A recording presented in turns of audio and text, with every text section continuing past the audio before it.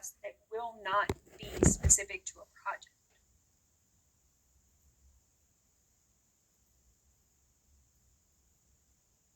Well, we've been airing out a lot of our potential issues. Go ahead, and I want to make sure we have everything laid out there before we try to discuss potential solutions.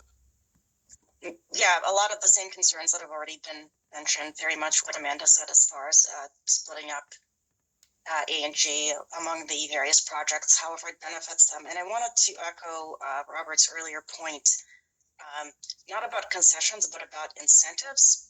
So what I worry will happen is if we get a settled ROE at like, say, 10.5%, and we're already considering their small size and wildfire risk, et cetera, and then they go and apply for additional project-specific incentives, and they go, well, this one is in a high wildfire threat zone, or we're a new company with no existing, no pre-existing history, et cetera. So I feel like these risk factors that they're arguing now are going to get double counted, and they're going to get an additional incentive from FERC on these in the future. And unless it's documented in the settlement itself that was considered as part of the ROE negotiations, I don't see how we prove that in the future, that there aren't already getting that baked into the base ROE.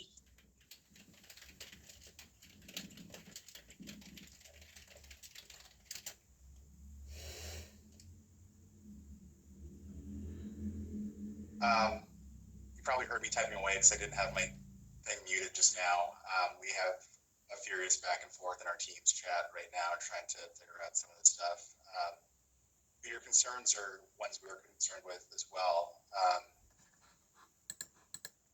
Maybe it'd be helpful. I think Bob might have been this case or another one, but I think one of the things we've been discussing is treating the ROE as a high, like almost a cap essentially. We wouldn't expect them to necessarily reach that. That's right. I would appreciate if you confirm it and figure out how that might affect our approach in this case. I'm sorry, what was that again? An ROE cap in this case for projects, or just?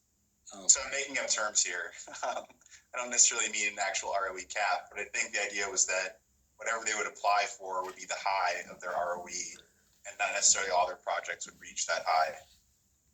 I mean, that's what my understanding was before today. That, I mean, one, that you would never have a CPA that would be positive. That's what I assumed that would be the case. I understand if they go before the commission and get a project and they get awarded a high ROE. I guess I understand now that, if there's another docket number out there, they have a project with a higher ROE than what we have in this proceeding. I guess I understand that the CPA could be positive. But, as other people have mentioned, that needs to show up in the formula. It can't be just a work paper hidden. But yeah, my understanding was this entity-wide ROE would be the cap, and they couldn't get anything higher with these projects, at least through the bidding process. They couldn't get a higher ROE than those. But they could get a higher ROE if, that it was before the commission on a specific project.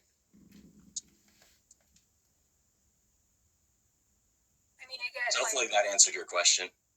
Well, it answered my question, but I'm just going to generate other questions among other people. To me, that only works if this were and maybe not even then, but if they were only going to use the formula for projects that were bid through Kaiser's process, but they are also going to use it for asset infrastructure that they purchase, like Path 15, which they might put through this in the future, through this formula in the future. They might buy other infrastructure that this ROE would then apply to.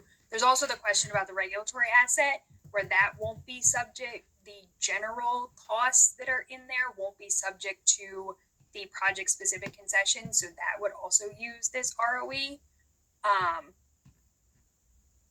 Yeah. I mean, our team talked about this, and we're definitely concerned about the AFUDC for the project.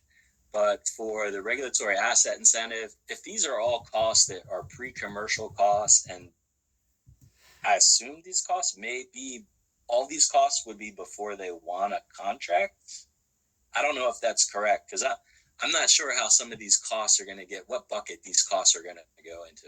If everything before they win a contract goes into the regulatory asset, I assume, maybe they can get the entity-wide ROE.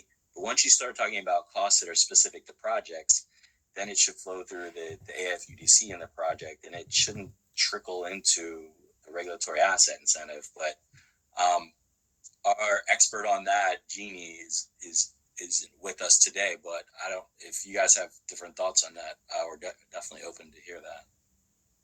No, that was definitely an issue that we had. I mean, we mentioned that we had questions, and that was one of the points that we wanted to get TrailSAF's view on, because it seems like there's not an exact overlap. And in fact, in their last offer, Verdun says that any concessions made as a result of competitive project bids will apply only to project-specific costs. But that kind of leaves open the question: well, what if there are project-specific costs that are in the regulatory asset? Will the concessions apply there? And it seems to me like, if it's really pre-commercial operation, it could certainly include a large variety of project-specific costs. If it's the in-service date of the project, absolutely. But even before before they win a bid or something, they're going to have project-specific costs that they put into procuring the bid and everything like that.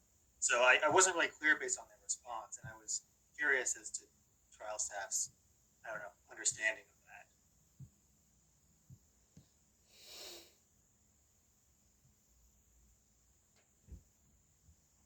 Yeah, I kind of assume, I wasn't clear on it either, but at some point we got to make sure, I don't know how you make a threshold, these costs can go into regulatory asset incentive, but once you reach this point, everything's got to go into AFUDC for the project.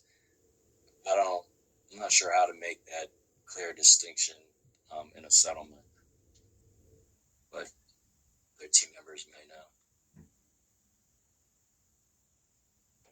We're still digesting as a team, so you might have to put up with some awkward silence. I hope you don't mind.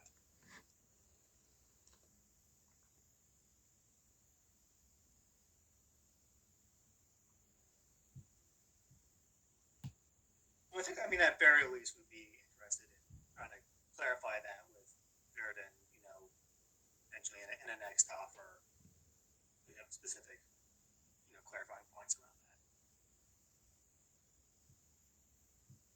Yeah, I'm not sure what our ultimate approach to this is necessarily going to be right this second, but I do think certain probing questions like that could help them to see from our perspective some of these issues. Can I ask a question about how so going back to my example where maybe Viridon has a project